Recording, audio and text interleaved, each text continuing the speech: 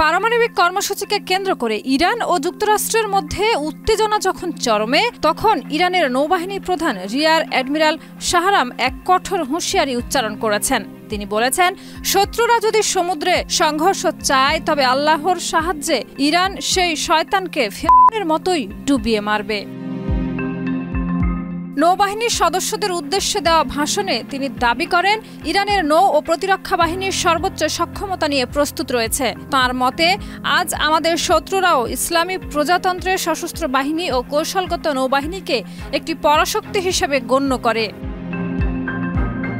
ইরানের বিপ্লবী guard corps IRGC এর শীর্ষ নৌ কমান্ডার আলী তাংশিরিও যুক্তরাষ্ট্রকে হুঁশিয়ারি দিয়ে বলেন, যদি ইরানে হামলা চালানো হয় তবে তেহরান জবাব দিতে সম্পূর্ণ প্রস্তুত। তিনি জানান, ইরান শুধু নিজের সীমায় সীমাবদ্ধ থাকবে না, প্রয়োজনে মেক্সিকো উপসাগর পর্যন্ত শত্রুদের ধাওয়া করবে। আমরা আমাদের সব শত্রু ঘাঁটিতে আঘাত হানার ক্ষমতা রাখি। তারা যেখানেই থাকুক না কেন, কেউই রেহাই পাবে না, বলেন তিনি।